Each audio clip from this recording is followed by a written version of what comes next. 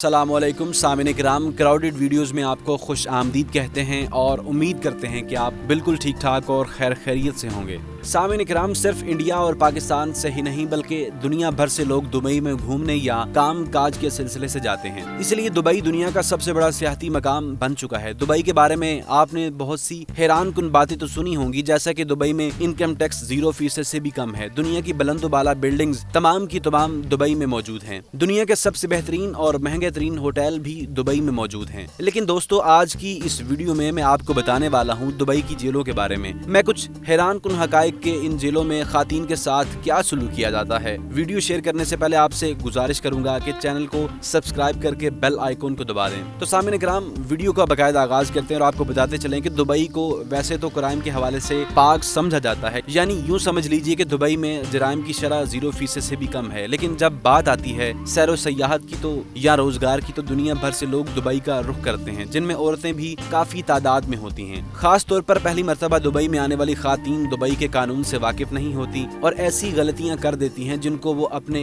ملک میں ایک معمولی بات سمجھتی ہیں، اور اس وجہ سے وہ پولیس کے ہاتھ لگ جاتی ہیں اور انہی غلطیوں کی وجہ سے ان کو جیل کی ہوا کھانی پڑ جاتی ہے۔ سامعین کرام، ویسے تو دنیا کی کسی بھی جیل میں قیدیوں کے ساتھ برے سلوک کی خبریں سننے کو عام ملتی ہیں، اور یہی وجہ ہے کہ جیل کا نام سنتے ہی عام انسان ڈر جاتا ہے۔ ویسے تو دبئی میں خواتین کی جیل آل اوور کے بارے میں بتانے کے لیے بہت ساری باتیں ہیں، جیسے ڈاکٹر کے مشورے کے بغیر ادویات لے کر گھومنا، پاسپورٹ کے بغیر گھومنا، سرعام شراب پینا، کسی ریسٹورانٹ یا سیاحتی مقام پر غیر اخلاقی کام کرنا، اور ایسی بہت سی وجوہات کی وجہ سے عورتوں کو جیل بھیج دیا جاتا ہے۔ سفید رنگ کی دیواروں والی اس جیل میں واچ ٹاور بنائی گئی ہے، اس لیے یہاں دروازوں کو تالے نہیں لگائے جاتے تاکہ قیدی عورتیں گھوم پھر سکیں اور آپس میں بات چیت کر سکیں۔ اس جیل میں زیادہ تعداد بیرون ملک آئی ہوئی عورتوں کی ہوتی ہے، جن میں اکثریت بھارت، پاکستان، ایران اور بنگلہ دیشی خواتین کی ہوتی ہے۔ اس جیل میں قیدی عورتوں کو شلوار قمیض کی طرح گلابی رنگ کی یونیفارم پہننا پڑتی ہے۔ اس یونیفارم کے ساتھ سر اور چہرے کو چھپانے کے لیے ایک کپڑا بھی دیا جاتا ہے۔